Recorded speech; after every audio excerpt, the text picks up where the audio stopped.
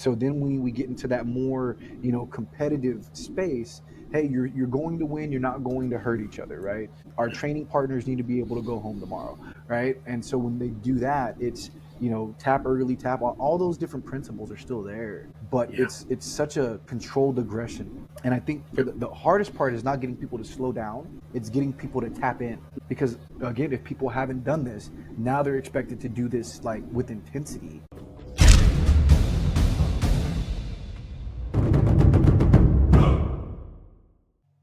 Hey, what's happening, everybody? Before we get to the episode with Chris, I gotta mention Kataro. If you've been around a while, you know Kataro's been working really hard supporting everything that we do. We appreciate them, we thank them, and hopefully you appreciate and thank them too. Even if you aren't in the market for the stuff that they do, you probably know somebody who is. So please just take a few seconds now. This is the belt that I wear. Almost everything, right? This is the belt that they made for us. You can find it on whistlekick.com. If you're listening rather than watching, rather than talk about the specifics of what this belt is, I'd rather talk about the fact that it is the highest quality belt I've ever had. And it doesn't matter whether you're getting, the fancy belt like I designed or you're doing your own thing. If you can think of it, they can make it. So please check out Kataro, KATAARO.com. Recognize that the show that you care about is here in part because of what they do, right? They're helping cover some of the costs, and that's really important. And if you use the code WK10, you can save 10% on your first order. They do wholesale accounts. They do a bunch of great stuff. So please, if you haven't been over there and seen what they've done in a while, do check out Kataro. And now to the show. First off, I want to thank you. And I'm realizing if you're in Hawaii, it's super early right now. Yes. What is it, like 2 a.m? It's approaching 4. Okay, all right. So barely better, but still. Thank you for your willingness to do that. Yeah, for sure. No, I think that for one, what you're doing is incredibly important. The fact that you're willing to include me, like little old me, is an honor within itself. So, I had to make myself available. Well, I appreciate that. One of the things that I say, I don't know how familiar you are with the show, but one of the things that I say is that we're all doing roughly the same thing. Mm-hmm. There's a lot more overlap than there is that separates us, and yeah, we've got different reasons for doing it, but I think that's worth celebration. Mm-hmm. And Absolutely. so we work really hard to include everybody that is even remotely martial in what Right. they do. Right. Because who am I to say that's not or Mm-hmm. that is, right? Like my definition doesn't have to be anybody else's definition. Yeah. Yeah. Very And inclusive way to approach it, though. yeah, it's, because if I think if you do it the other way, right, it leads to arrogance and ego. Mm-hmm. And that doesn't serve anybody. Yeah. It becomes elitist, and Yeah. we Yeah. protect, so like back to the tribalism, we find the things that bring us together, and then we make barriers to being together, and um, I look at the state of the world, not only from a just what I can observe, and anecdotally, but geopolitically and all that kind of stuff. Like we are so divided, that Yeah. why have a division in this? It's unnecessary. It is. I just, we run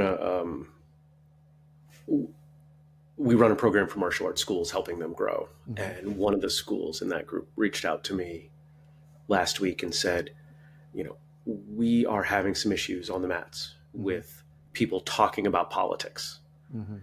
And obviously it's not going well. We don't want it. How do we? And I kind of coached that school through my thoughts on it. Mm-hmm. And I wrote a big blog post yesterday. And what it really comes down to for me is what we do, however we look at it, right? Whatever style, whatever the martial combative training we're doing, it has such amazing opportunities for the people who participate. Mm-hmm. And we know that because we've been through it. Why would we ever want to do anything that would restrict someone's ability to come in and get that good stuff that they need? Right. And Right. if that, even if that means I am incredibly passionate about some subject, let's say it's politics, Mm. how can I be so arrogant and so selfish as to not be willing to put that aside for an hour Mm-hmm. Mm. so other people feel comfortable to Yeah. train, Yeah. right? Uh, It's interesting you say that because I've been finding myself, especially since I've been traveling, um, kind of relaying on this again, anecdotal observation. But mm, there was a study that I came across about the level of individualism in a society and mm, how individualistic Americans are versus the world. And we are, if not the highest by a long shot, one of the highest um, individualistic mm. societies. And you ask, how could I be so selfish? And the answer is easily. Yeah, Sadly, but it is. yeah. Here it's like we have so many different cultures within America, which is a beauty in itself. But there's also this thing that like American culture drives, which is you kind of have to focus on what is in your your immediate radius, Mm, and take care of that, and that does create a hyperfixation on your desires. And maybe that's a product of capitalism. I don't know. I'm not that well versed in it, but I think it does show up in those ways that we're thinking about ourselves far too often versus the other. yeah, yeah. And let me just say this before we keep going. Hmm. This is gold. Do you mind if we just keep going from here and not cut this stuff out? Sure. Yeah. Absolutely. Okay. All Yeah. right. Once in a while we do this where, we don't have what I would call like a hard intro. Hmm. We call this like a rolling intro. Uh, when we think about training, Hmm. how good can you get by yourself? Hmm. Right? It's really hard to get good Yeah. by yourself. There's an element of selflessness or service or connection or however you want to look at it, right? Like Hmm. it has to be there. Yeah, I can throw all the punches and kicks I want in the air. I can do all the forms that I want, and I can get really good at some of those things, Hmm. especially if someone is, offering me feedback. Right. But the majority of people who train at some point want to at least be able to say, yeah, I've worked this material with someone else and I have increased confidence in my ability to utilize this skill set. That requires another human being. Absolutely. And as they do that for you, you do that for them. And we recognize it most of the time, most of us seem to recognize, I need these other people. Mm-hmm. And the longer, and I'm curious what you think about this. In my experience, the longer I've been training, the more value I have for people who have dramatically different skill sets. Absolutely. Because if I spend, 10, 15 years in a school, I'm sparring the same people. Hmm. They're doing roughly the same things. And I get really good at defending that stuff and vice versa. Yeah. But the person on the street or the person in competition or whatever is going to have a different skill set. Yeah. Yes. And I need that, You right? Like, so I absolutely. need that diversity, if we want to call it that. Yeah. Yeah. I concur. And I think the piece in there that you really hit, the word that was like kind of going back in my head is the feedback. Um, Mm, and it reminds me of a story of there was a painter, and again, I don't know, I can't verify it, I wasn't there, but there was a painter who was contemporaneous with, Michelangelo, and okay. painted the Sistine Chapel and whatnot. Yeah. And he was aware of Michelangelo's monumental accomplishment, and he's like, I'm going to do the same thing. And what he did is, I guess, he locked himself in the chapel for years, Mm, and he spent like just incredible amount of detail and time on everything. And when it was just by himself, and when they finally opened up the doors to it, the art was hideous because he spent so much time thinking and kind of mm, again hyperfixated on, accomplishing this thing and doing this thing by himself, that he had no feedback, he had no Mm, perspective, and he lost perspective. And it just, the hands were too big, and the feet were funny, and all these different things, and he couldn't tell because he became hyperfixated in whatever was going on in his head. And so that feedback is critical in our own self-awareness, mm, right? Yeah, I mean, the feedback I'm yeah, getting from somebody else is going to help me in the real life application, but it's also going to help me be more aware of me and how I'm thinking, and the holes in the way I approach things, and my understanding. And I think that's just a nice anecdote to kind of bring that home. yeah, yeah. But before we go further, Chris, how do you say your last name? It's Adame. Adame. Okay. Mhm. And you teach combatives, military combatives. Yeah, so Army Combatives, Okay. well, it's um, a Modern Army Combatives Program, MACP. I've been teaching that since 2018.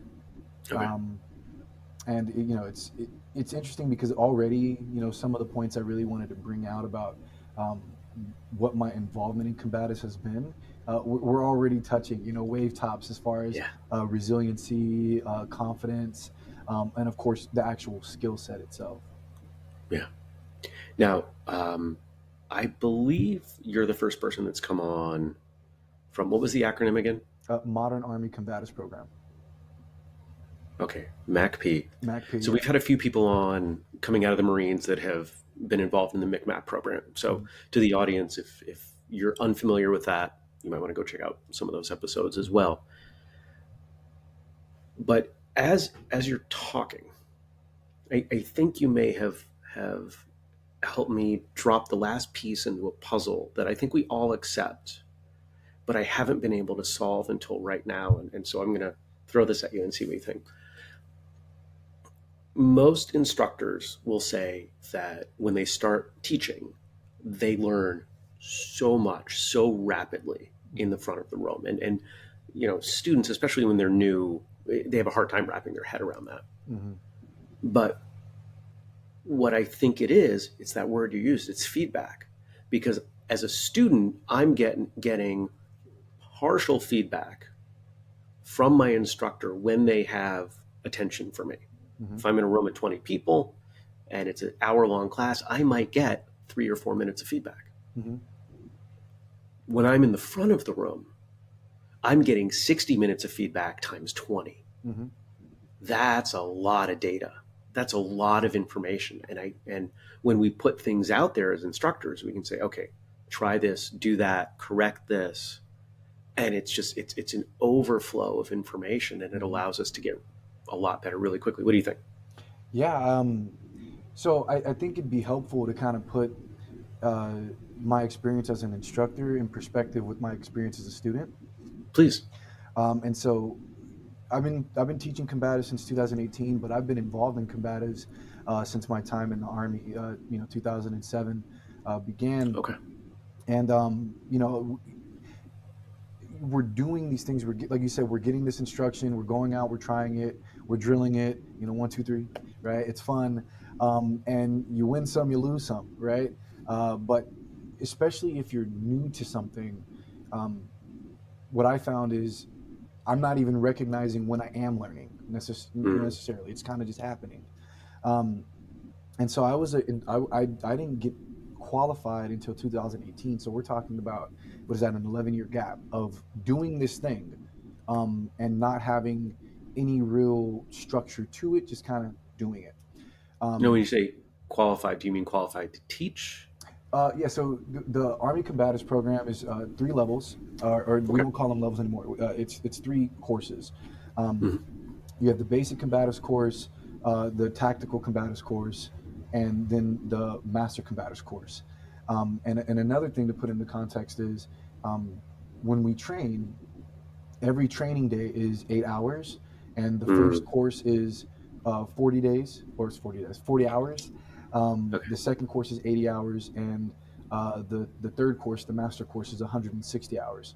And Okay. so we're talking 8 hour training days, but roughly 10-hour days of just exposure to this, Mm, this experience.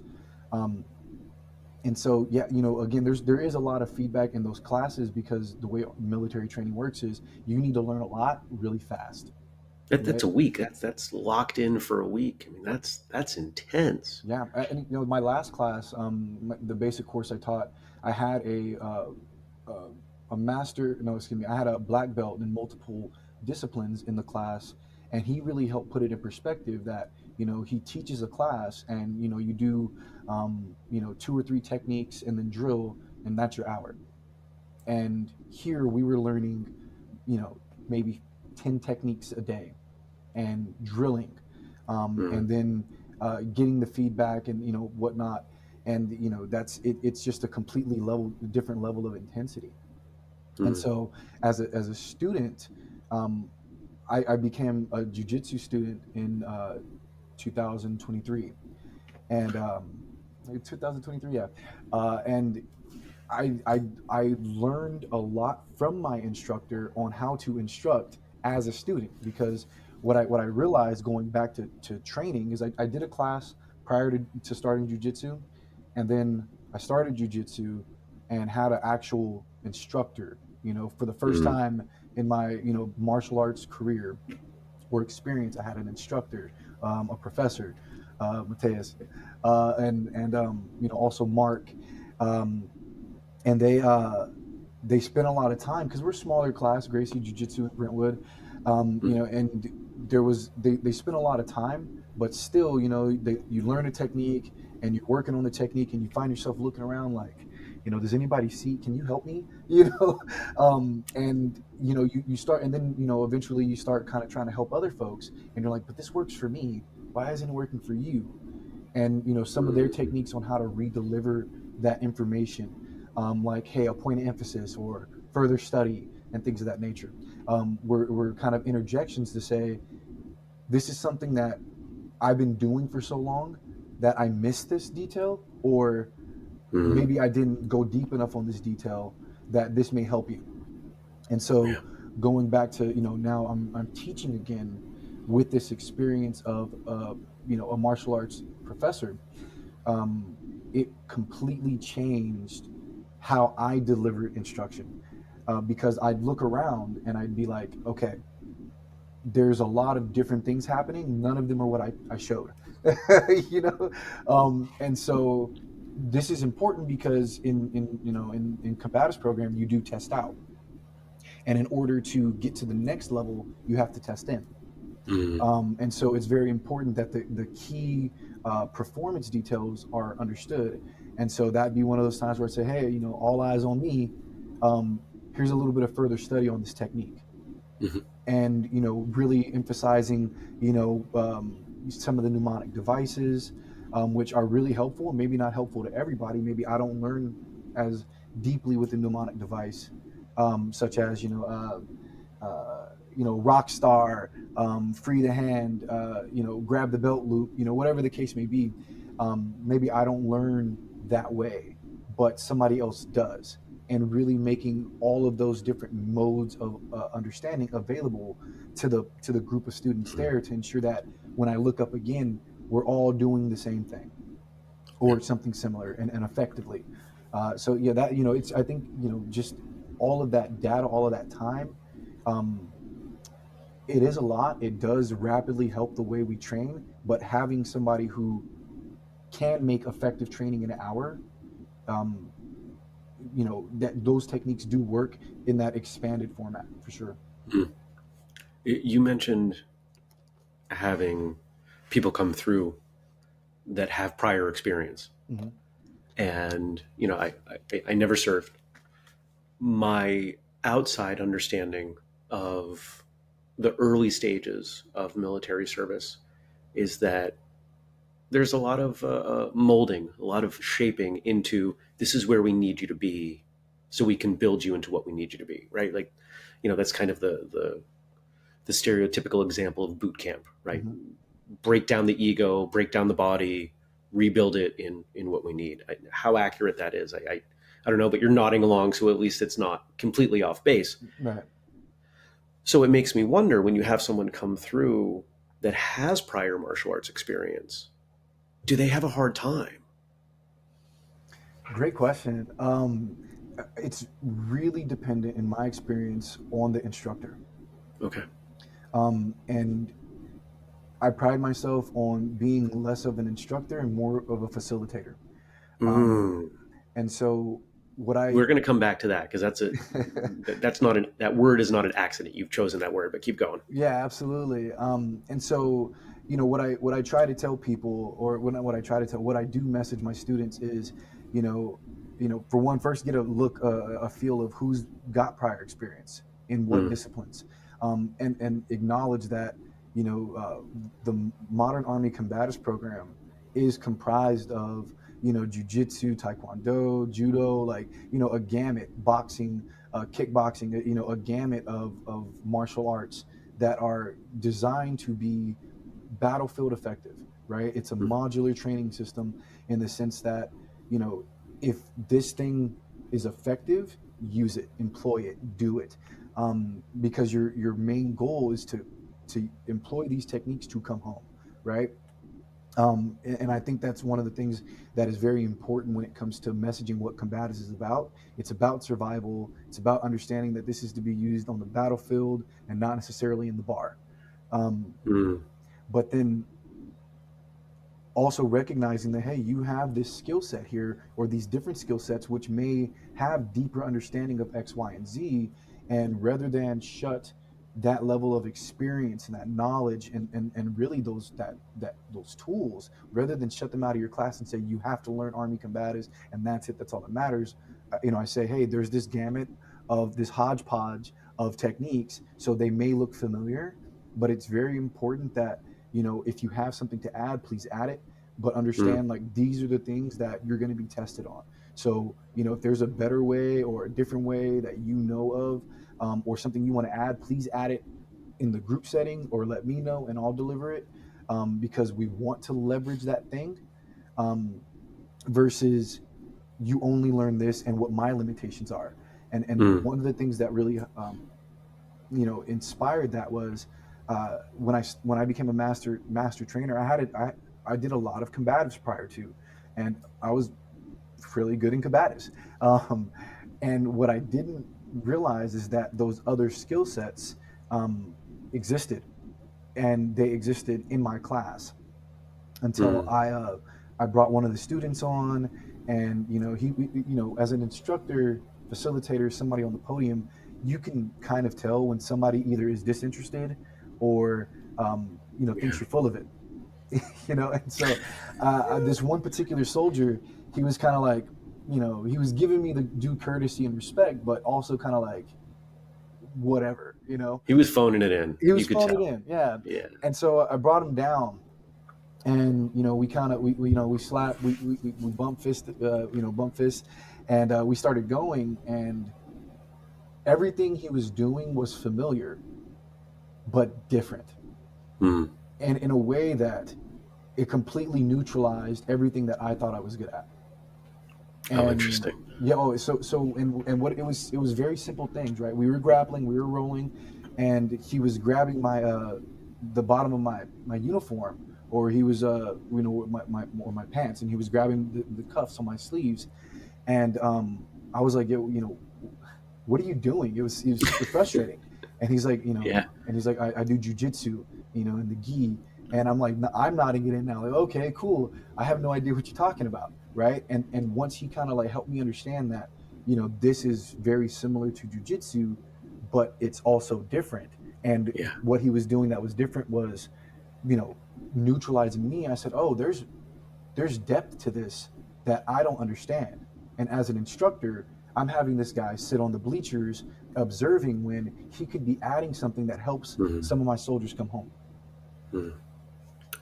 Now that requires, we've talked about ego. That requires putting the ego aside, especially in an environment that is, when you're talking about soldiers and you're talking about these very intense days, you know, testosterone is going to be up, Mm-hmm. right? So your ability to suspend that, to incorporate, to better what you're teaching, to better all of the folks that you're training, is that something that is core to you, or is that something core to how this program is presented?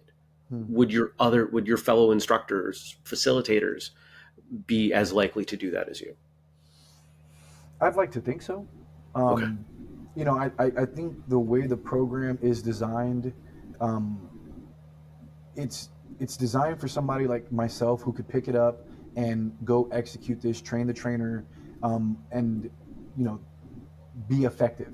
Hmm. Um, but I think with any train the trainer program, the effectiveness is going to be increased or decreased by that instructor's experiences, knowledges, and humility. Just the overall qualities as an instructor slash facilitator. Mm. And so for me personally, um, there were plenty of times where I'd have a soldier get on the mat, and we're gonna go at it, within respect to the training, the fact that we have other things to do, and this isn't worth getting hurt for. But we're gonna roll, we're gonna tussle, we're gonna squabble. And that's part of the fun of it, right? And that's another part of the combatives program, which is you get that immediate tactical feedback because it's designed for you to go live roll. Like that's what Mm. we're looking forward to. That's the end goal. But in order to get there, you got to do it safely. And so you got to learn the techniques and get the feedback and so on. So we definitely do have that aspect of let the soldiers be soldiers, and let's go, let the fighters fight. Um, but also there is the aspect of saying, but how do we, personally, how do I make this more enjoyable and more relatable to those in the room with me, right? Because I Mm. don't know it all. So I think the program is designed to have that flexibility, and I think I balance it well. I hope my students have felt the same. But yeah, I think it's designed for that purpose for sure. Makes sense. So let's go back. You said the word facilitator, and my eyes got kind of big because I love your choice of that word. It's similar to one of the things that I say to my students.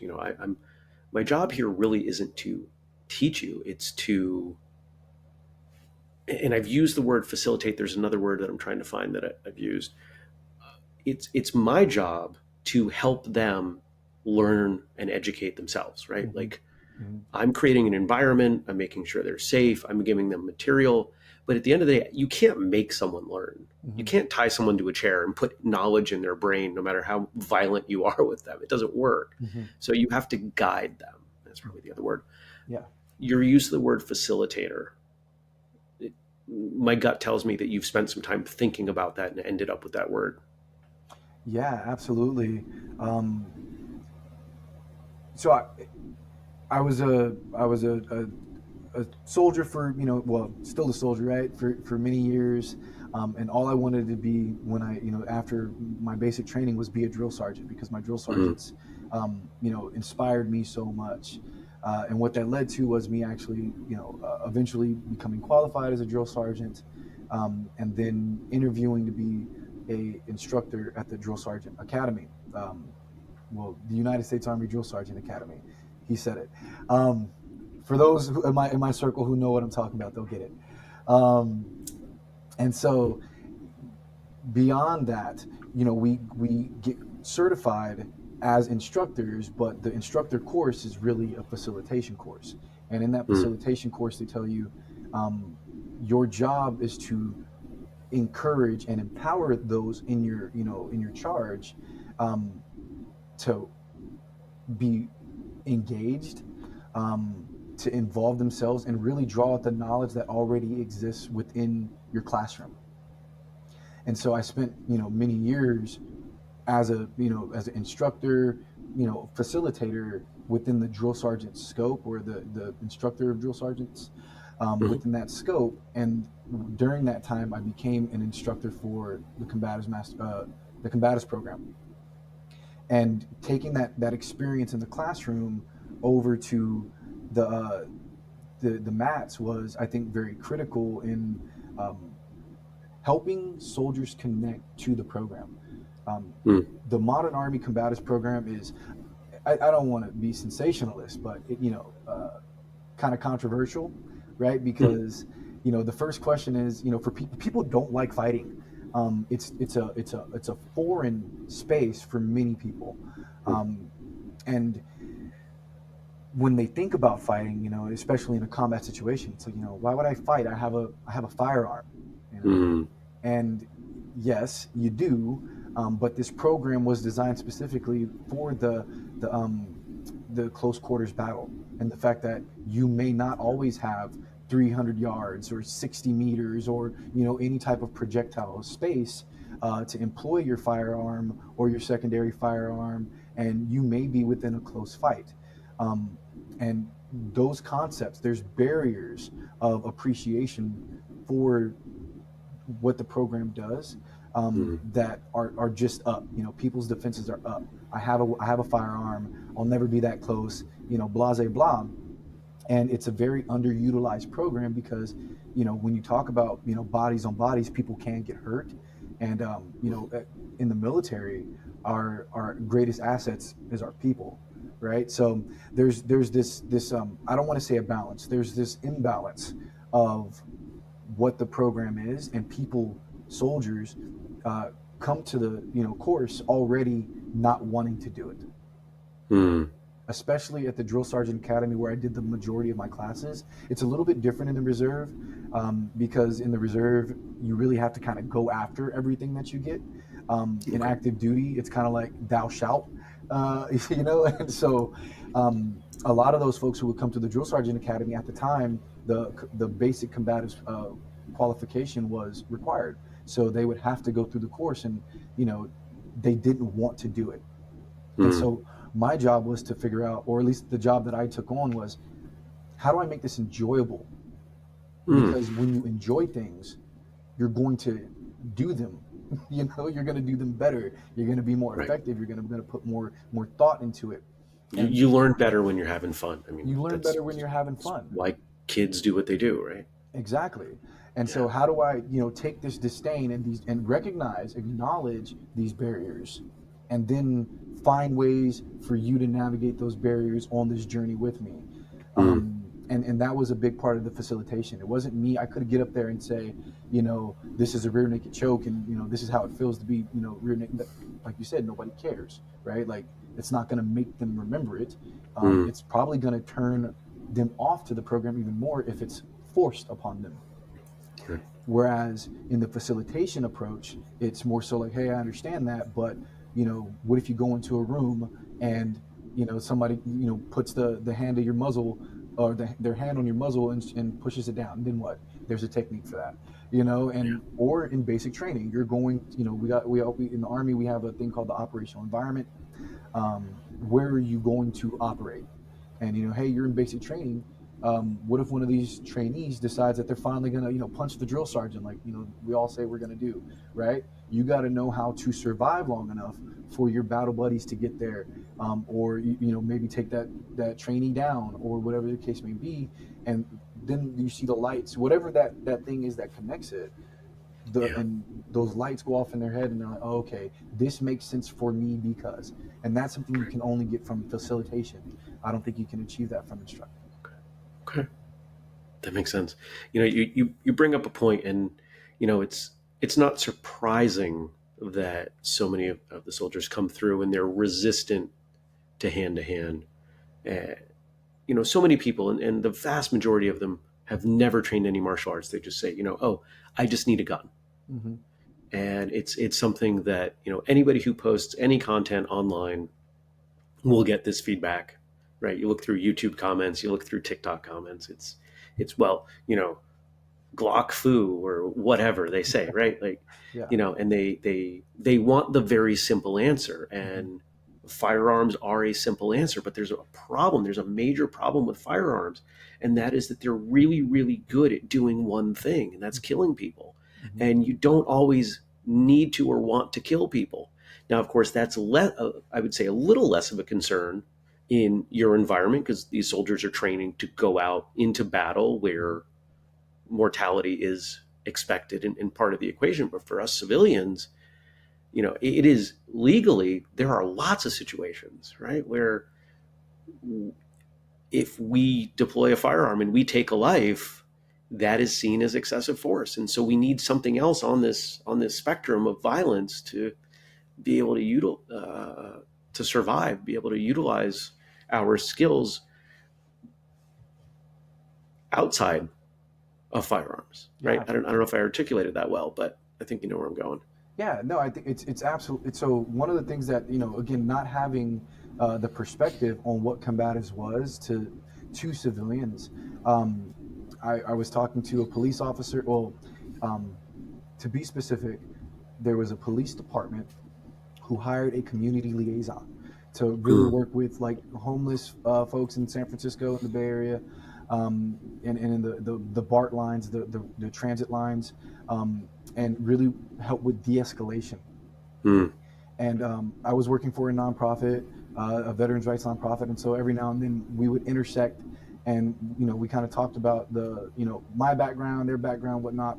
Um, and when I brought up combatives, they were like, whoa, we really need stuff like that within the force, because there is a space between a situation and the use of firearms, and there right. are many levels that need to be employed or should be employed, can be employed depending on the situation, that not enough officers are trained on.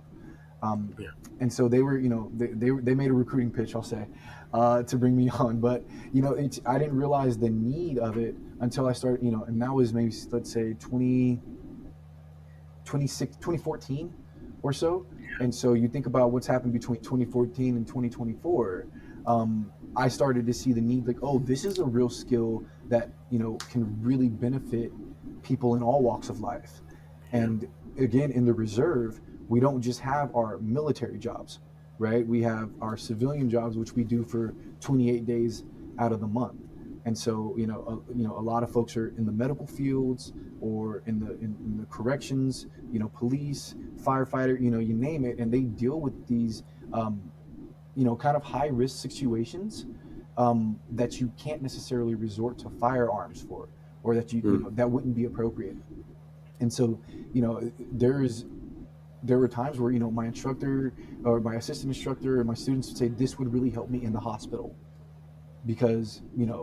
patients get out of hand, or as a correctional officer, somebody in the jails, like, this helps in this situation. And again, finding that thing that connects the program to whatever their desire is, Mm, to learn it, is just, it's critical. And at a certain point, you kind of, I kind of stand back and I'm like, you're right. That does, yeah. It could help in the hospital. You're right.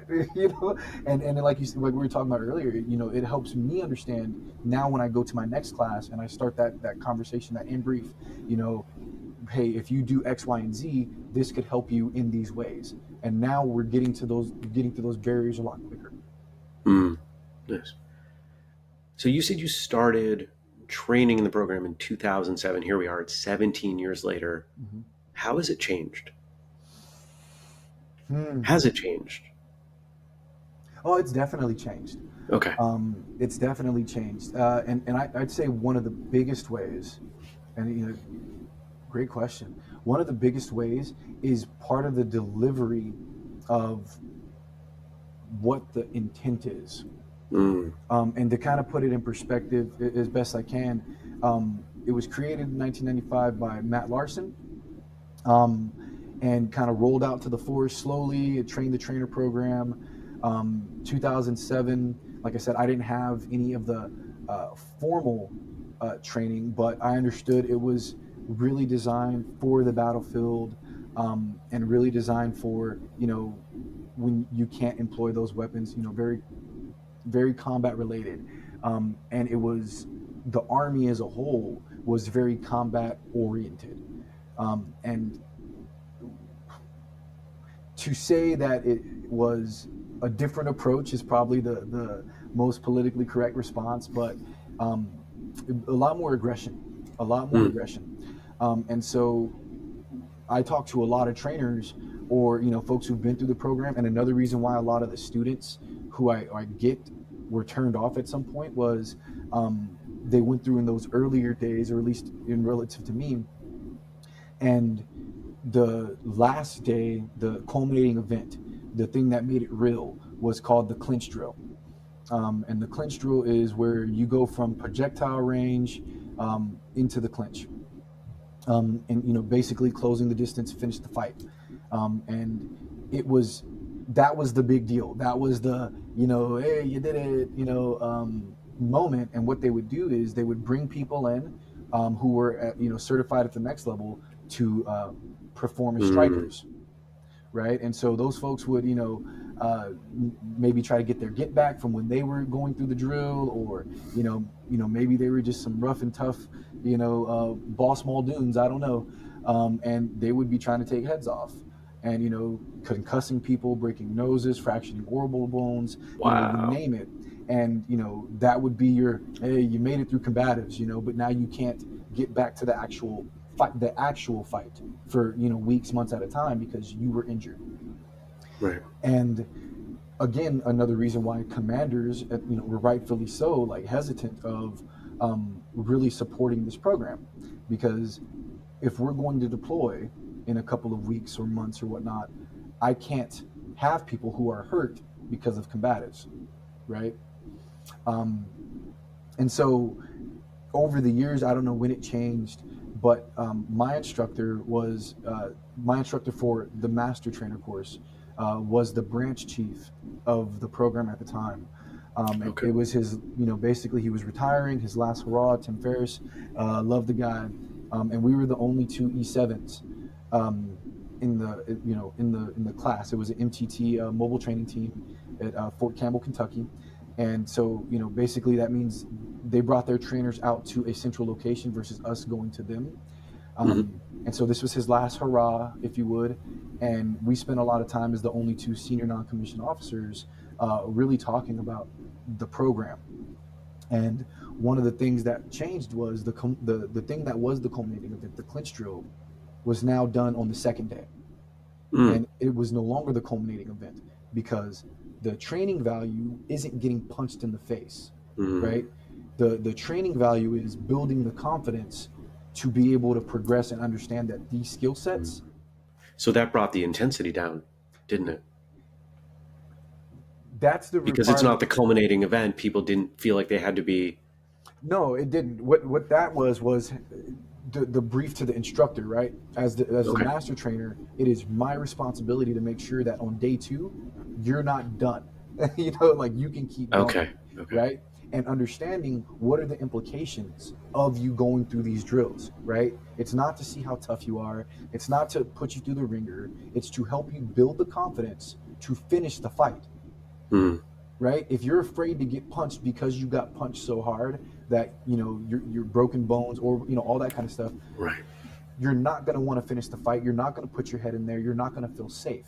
It's counterproductive. It's counterproductive, right? Yeah. And so the program massively flipped in that sense. And we take it back to the new culminating event, which is, what is the tactical application?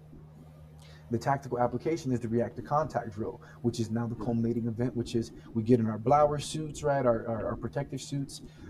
You're in, your full kit. You've got a dummy rifle. You're basically set up as if you were going on a patrol, right? And you have three combatants, and the instructor is going to point at one of the combatants, and the combatant's going to rush you. And that combatant, once they rush you, it's your job to start employing some of the, I don't know how many techniques, but 50 plus techniques to, gain dominant body position and finish the fight, Mm. right? And if that means that you control the distance, you create the space and employ your primary weapon, and it's a bang bang kind of situation, you win. Mm. Move on to the next thing, because that's the actual thing we want to see. And so that's part of the brief is, this isn't, you've gone through all this training, you've gone through all these rounds, you've practiced these techniques, but understand that at the end of the day, this whole program is designed for you to survive in a combat situation, right? So we're training as we fight. Makes and sense. and so if we teach from very well, the option number one is create space. Why are you creating space? To employ your primary weapon, right? Mm. If you're doing if you can't deploy your primary weapon, you maintain the space, you hold them right there, and then you use your secondary weapon, right? Whether that's a knife or a sidearm. And if all else fails and you have to grapple, you have the techniques to grapple, to gain the dominant body position and finish the fight, whether it's through a submission, breaking a bone, or bringing somebody to lose consciousness, right? So we help them understand that that's the order of operation. That's your PEMDAS, right? And so if Mm. you can finish the fight, depending on the situation, if you can finish the fight without, locking in an armbar, good, great. But so the intensity is not the focus. You get those during the rounds, right? But the culminating events are: do you employ these in a way that's going to ensure you and your team get home? Mm. Mm. And that's such a powerful conclusion, right? It's one of the things that I think a lot of martial arts schools, when we teach our self-defense curriculum, we know that that is the goal, right? That ourselves, our families, the people that we love that are with us can go home as safely as possible, right? But Mm-hmm. we so rarely spend the time on those things, right? If we took a standard martial arts curriculum, what should be the number one physical skill that we train? Running, Mm-hmm. right? If we look at it purely from a self-defense perspective, right, running should be the thing we spend the most time on because it is the most effective de-escalation technique that we have once we get beyond words. Mm-hmm. But of course, running's not sexy, Mm-hmm. right? Like I'm sure a lot of the guys you served with aren't thrilled about PT days, Yeah. right? Yeah. And it's something that when I work my curriculum in my school, it's how do I work in the conditioning stuff in a way that they're not exhausted, they can still go to work the next day, but they're still Mm-hmm. making progress, but they don't hate it, right? Like it's a balancing act. It's wild that you bring that Yeah. up, because for years I wondered why we run so much in the Army. And I know that that isn't the Army's answer for it, but I like Right. it. Right? Like it's the conditioning piece. It's the quickest way to de-escalation. But the conditioning, all of it, I think it's a mental thing, right? Because running is not the funnest thing for me. No, it Um, is not enjoyable. no, it's not enjoyable, right? Well, I'm privileged to be able to do it, but it's not Yeah. necessarily enjoyable. But I think that same could be said is, there are plenty of people who would rather run than do combatives. And I think at the end of the day, one of the things I really wanted to touch on when it comes to combatives is the mentality, and what it's done for how I approach problems. Mm. And the defining characteristic of a warrior is the willingness to close with the enemy. Um, Mm. Can you say that that again? the defining characteristic of a warrior is the willingness to close with the enemy.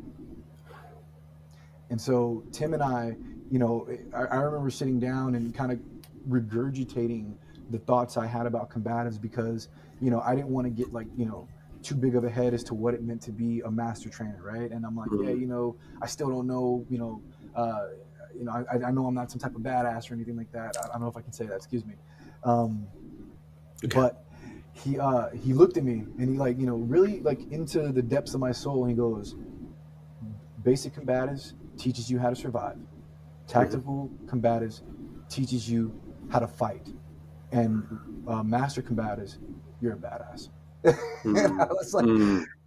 and I thought about that, and he's like, and he went on to say that and he said it. He would say this all the time, but he just kept saying the defining characteristic of a warrior is the willingness to close with the enemy. He's like, do you know what that means?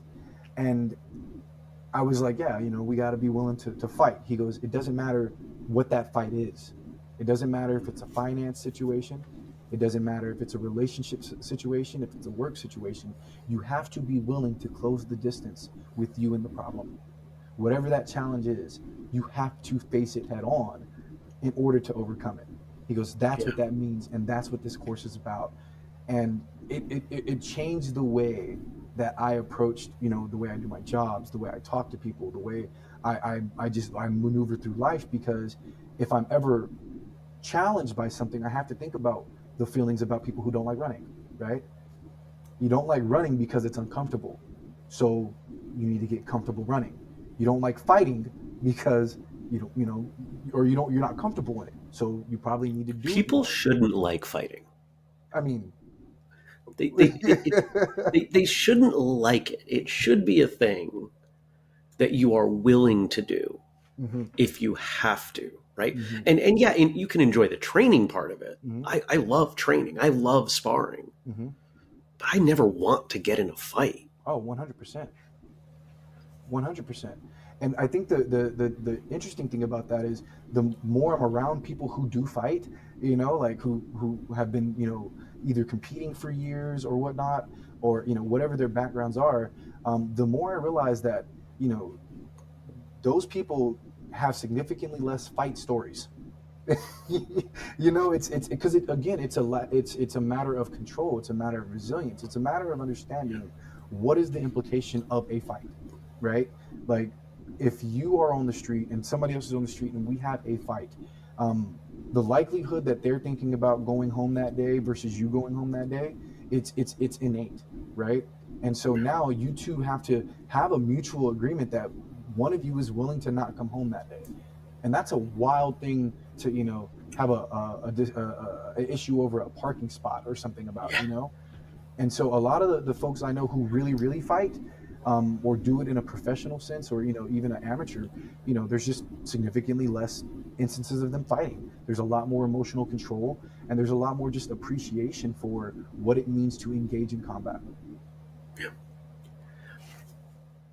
I find the psychology of fighting, and especially the psychology that leads up to that first instance of violence in a fight, fascinating. You brought up Tony Blauer, and I love that you referred to the high gear suits as Blauer suits. I don't know how often he listens to the show. He's been on a few times, but shout out to Tony, and I'm sure he would love hearing that you guys are referring to them as Blauer suits. I don't know if you know who he is No, and and the work that he's done. no, I'm fascinated.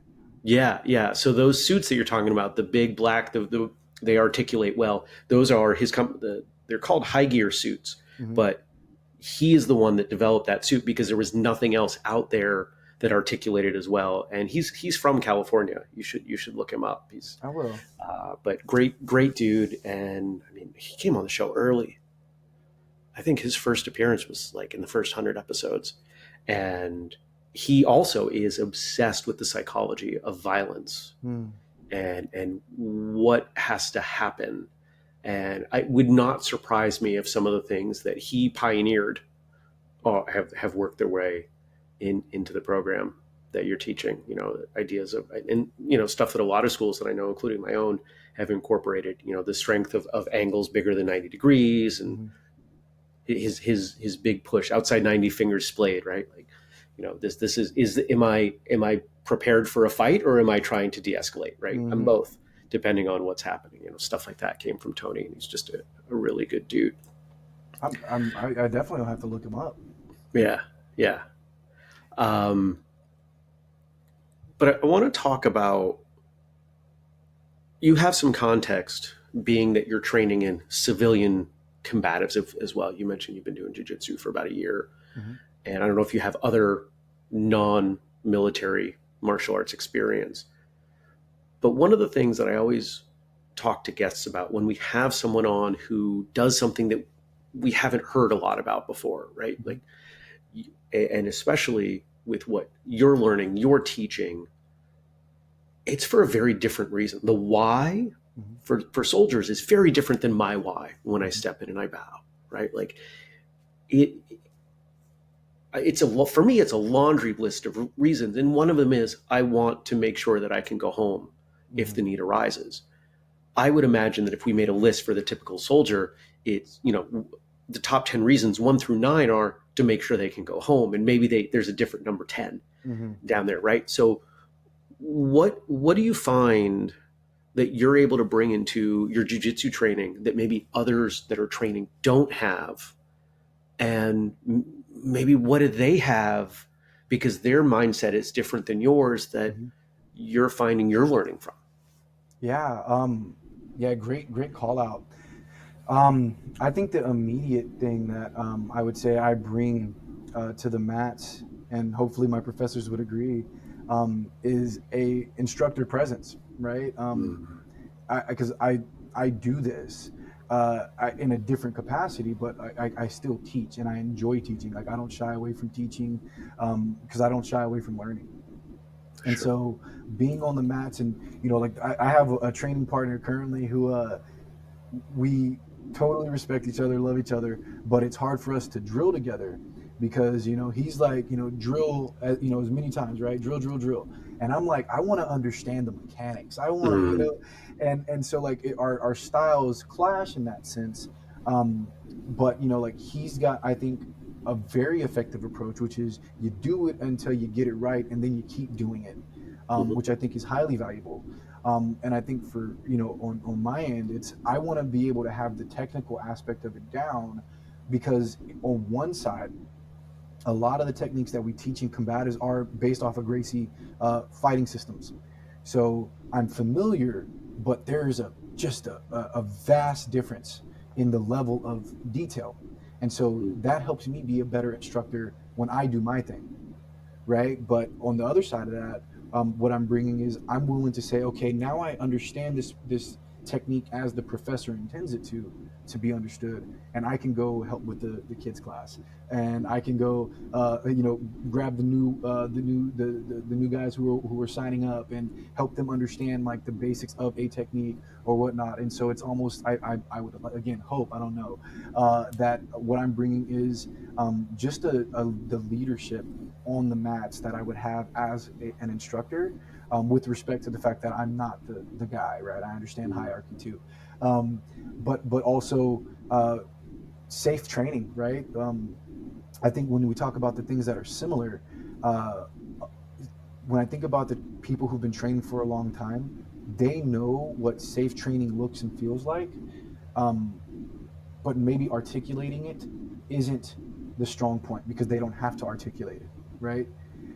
Whereas I have to articulate safe training as a principle of the courses. And so when we're on the mats together and we get somebody else, it's like, hey, if that person isn't training safely, like we have to challenge them to understand what that means. And so I often challenge my peers in jujitsu to, instead of kind of like looking at that person and saying, they're not safe, I don't want to drill with them, and saying I'm more experienced, I have the opportunity to go and help this person along in their journey and thereby help myself as well.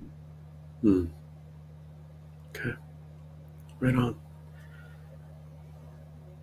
If if people want to reach you, how would they? Socials, emails, and anything like that that you can share? Yeah, I'm Adam plus E, or Adam period plus period E on Instagram. I'm on global for any military, folks who want to reach out and learn more about combatives or whatnot, especially for those in the Reserve, National Guard. We're trying to figure out ways to really bring the fight to the Reserve component. Mm. And the last year, we did a class that consisted of National Guard, active duty, and reserve soldiers. We're Oh, trying to cool. really grow that program. I can't, I don't know of anybody else doing it, but my unit is willing to put it up. So I think Nice. generally we just need the interest. But yeah, I mean, Adam plus E on Instagram, where I kind of document a little bit of my military journey, some of my personal stuff, and my jujitsu journey as well. Um, and so, yeah, reach out. I'd love for people to reach out. I'd Nice. be interested in see if they do. I'm going to have you close us up in a minute. I'll let you give the final speech, Hmm. if you will. But to the audience, remember, whistlekickmartialartsradio.com is the place to go for this and every other episode we've done. We'll link Chris's socials and we do transcripts and all kinds of other great stuff over there. And remember also whistlekick.com is the place to go for all the things that we do, from apparel to protective equipment to the book division, all the things that we do to support you, the traditional martial artists of the world. We are here to connect, educate, and entertain every single one of you. And Chris, I want to thank you for your service. I want to thank you not just for coming on the show, but all the things that you do. Military folks have a special place in my heart, as I know many in our industry do, because we know how hard we work in a safe environment, right? And you're all out there, and your safety is far less guaranteed than ours. So I think that in the martial arts world, we have a different appreciation than most civilians. So I want to make sure I mention that. But Thank you. you're welcome. Thank you. But please close us up. What do you want the audience to think about or do or whatever after hearing from you today? Yeah, I just want to say thank you for having me on. It's truly an honor for anybody to be interested in what I'm saying, let alone about the Modern Army Combatives Program. Um, it's an immensely important program, right? Because the defining characteristic of a warrior is the willingness to close with the enemy. And so, whatever that enemy may be, you know, have the courage, the confidence, the resiliency to go after it, um, to fail, but to fight, and eventually you will win. And so, if I leave you with anything, it's that, and go train. Nice, and we'll end up cutting it there.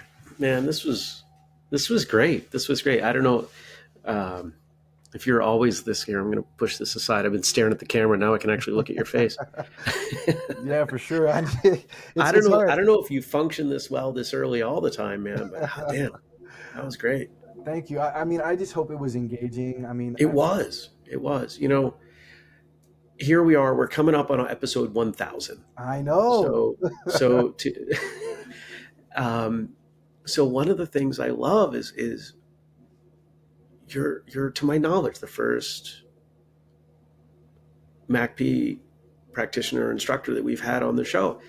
We've had people come on that teach weird Vietnamese martial arts and all sorts of things that most people have never heard of, and I think that's awesome because as much as I love everything, Mhm. it's it's rare with this much content to get something that's unique, right? Mhm. Everybody's story is unique, but everybody's story is also very similar, and that it's that juxtaposition that I absolutely love, right? Mhm. you know Martial arts, however it is trained, makes us better. Mhm. I think almost everybody would agree with that. But when we get to have a whole different framework Mhm. from within that personal growth can occur, that's cool. Because then the more of that we do, the more people go, oh, maybe I shouldn't, as a karate person, be a dick about taekwondo people or whatever, Mhm. right? Like, because that Mhm. happens and it Yeah. pisses me off. Yeah. I don't Yeah. know. I don't know if you guys argue about whether MACP or MICMAP is No. better. I know. So in the reserve, well, it's interesting, right? Because again, as a reserve soldier, um, we're not in proximity to a lot of other, known military assets, right? Like Okay.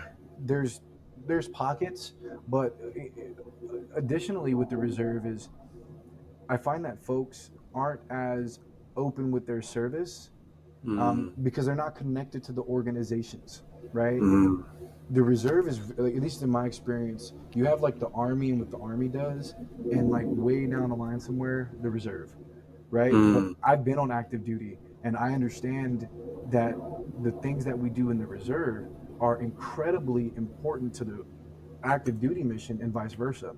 And so Is that because people have to keep a foot in each world? I think it's a bit of that, but I also it's 100% leadership, right? Okay. 100% leadership. Um, because if leadership doesn't emphasize, I'll give you an example. Yeah. If leadership doesn't make the effort to connect the reserve efforts to what the army is doing, then soldiers who don't know won't know. You Mm, just you can't, right? And so, for instance, we have the Army 250th anniversary coming up, right? And um, I recognized there was a gap between our connection to the overall organization, and I proposed to my commander, why don't we do a 250-mile ruck slash run challenge to commemorate the 250th Army birthday? yeah. And part of it is a morale thing. Part of it is challenging people to do things they don't like run, including me. I'm at like 40 miles. Don't judge me. Um, but the fact of the 40 matter, miles. That's yeah, still 40 miles is a lot, dude. we're Most on it people though. don't even do 7,000 steps a day. That's no, you're right. But 4,000. I'm sorry. The average in America is 4,000 steps a day. it's wild because if I'm in the office, that's about me. That's about it, right? But the idea was, like we have to make that connection, because if we don't, Right. soldiers don't know why they're doing it, especially in the reserve, because you only do it for 2 days, 4 days Mm. out of a month, right? And so when it comes to like, what's better, who's better, we don't have that kind of that, I don't want to say that pride, but there's not that platform to even do it. It feels like, right? But I do follow the Marines uh, combatives program. I don't know what they call it. I do follow it on Instagram, and I love it. They get a lot of interaction, and it looks fun, and they have a belt system and all this kind of stuff. Yep. Um, and I'm sure that's great. It's a lot more structured, a lot of focus, but there's the biggest difference between the two branches is the size. And kind of like you were Mm. saying, when it comes to the class size, or in jujitsu, or not jujitsu, but in your classes, um, only so much emphasis or investment can be put into each individual when the Mm. class is larger. And in the Army, we just, you know, it's much larger, so we can't put that kind of focus on those things. Right. Mm. Cool. No. Yeah, I don't think I have anything else to say. This was great. I you got wheels turning. I don't know if you can see it in my face, but it's not every episode gets wheels turning for me, and I really appreciate when they do, because selfishly, this is why I keep doing this show, is because I learn tremendously. Hmm. And as an example, my martial arts curriculum at my school, we have 25 techniques and 5 forms. That's it, Hmm. because of influence like the Marine Corps program and other combatives, Krav Maga, right? Like if Hmm. you've got a week to teach people, you're teaching them only the stuff that they absolutely need. You're not getting to 100% effectiveness. You're the 80-20 rule, right? But Hmm. it's more than 80%. It's the, what are the techniques that we can teach them that 95% of the time this is all they need. Hmm. Because I realized, and it came from an episode of this show, the more I asked students to learn, the less well they would know any of it. Hmm. So Yes. why would I dilute out defending against a hook punch or how to throw a straight Hmm. for the sake of a jump spinning crescent kick? Hmm. Right? Like those are fun, those are cool. I'll teach them that like in the future if they want to, Hmm. but we're going to spend the time drilling on a straight punch and an overhead block and the very simple things. And it's working. My students progress rapidly I'm sure, a similar way to, 40 hours. That's a week, That's a week. right? To be able to turn somebody out in a week and have Hmm. faith that if push comes to shove, they have an enhanced chance of survival, Hmm. you've got to be really confident in that material. Yeah. And It's that's awesome. and that goes to a point that, like, to your point, the black belt, who was in the class, he brought up, he said, he was like, kind of, again, as a facilitator, I'm looking around the class, and he's got the cauliflower ear, and he's kind of looking at me, and I'm like, I That's a dude that's wonder. been in some stuff. He's been in some stuff. He was an When the NBA. ears look like that, you don't mess with somebody. Yeah, and so I'm thinking, okay, I can see the signs. I want his feedback, right? Because he's kind of quiet Right. dude, very humble, very respectful. And I was like, hey, so what are your thoughts? And he goes, the the rapidity that we go from zero to being able to close the distance is incredibly impressive, because what he teaches is more the combat focused, self defense focused, techniques in his courses. And he's like Blower suit incorporation is something I want to look into, and or high gear, right? Is something that he wants to look into. But also just the fact that the drills that we do, you have about 4 hours of preparing to get punched in the face, and for many people it's the first time. And Yeah. I can imagine at school, but that's all we're focusing on. How to achieve the clinch, and how to protect yourself when going in for the clinch, right, or when closing the distance. And he's like, I want to do that in my course. And that was probably, of all of the things that I've ever gotten back as far as feedback from students, or instructors or anybody, that was Mm-hmm. probably the highest praise, is to have somebody who's been there, done it, and does it, to look at something that we're presenting and saying, this is effective. The way you presented it was effective, and I want to do that. Mm. So yeah, I mean, it's, the time is a really interesting thing, because you look at it in one way, you're like, that's a lot, but also it's like that's a lot of one thing, and Yeah, that's good. yeah. It's repetition, right? Hmm. One of the things I talk about with my students is you'll never be able to think fast enough.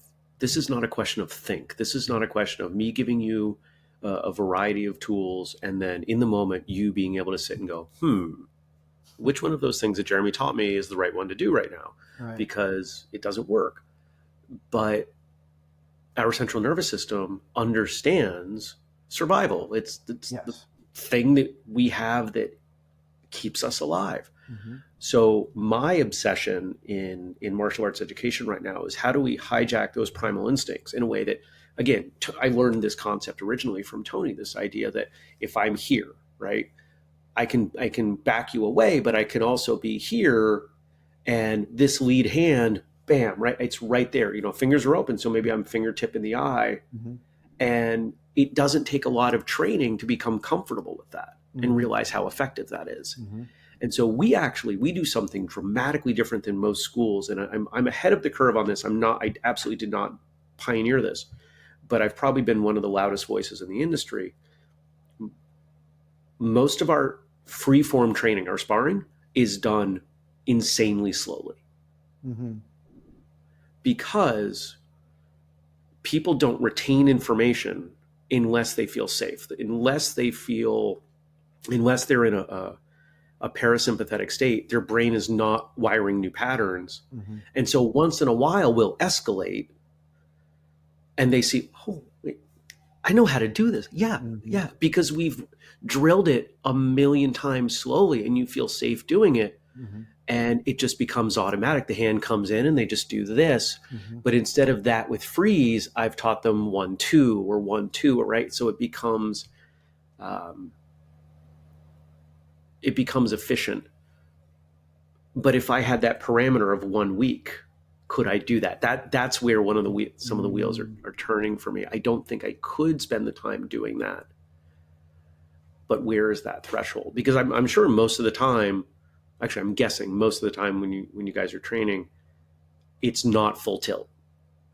Oh no, absolutely not. No, it's I couldn't I couldn't tell you a time in combatives where I will say, all right, guys, go 100%. There's never a time. Is What that we how you express it? Is percentage? uh, I think that's kind of it's something that's generally understood. So maybe I'll Okay. use that. But I tell people, hey, look, we're not going all out. You know, I don't like percentages because like we don't have like a little battery pack.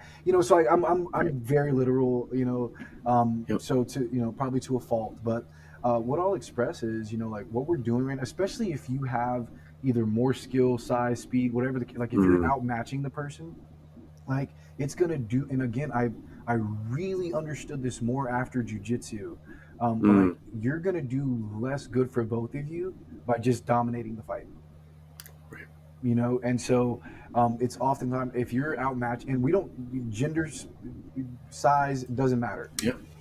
You're getting your partner, you're rotating, and you're going to work on these techniques, and likewise focus on executing the technique. And so kind of like Mm, it's not necessarily a speed thing, but we kind of crawl, walk, run. That's how most military training is phased. makes sense. And so like we'll have that person say, hey, this doesn't work. Good, don't use it.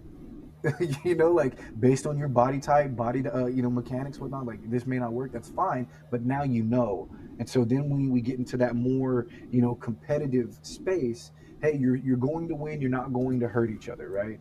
Our training partners need to be able to go home tomorrow, right? And so when they do that, it's tap early, tap all those different principles are still there, but Yeah. it's such a controlled aggression.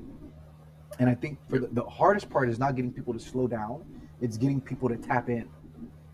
Mm, Because again, if people haven't done this, now they're expected to do this like with intensity. It's the again. I'll just go back to the clinch drill, or achieving the clinch, option 3. Um, we go from you've never done this before, to you're going to get punched in the face tomorrow if you don't guard your face and apply these techniques. Um, and so we have a thing before that called the slap drill.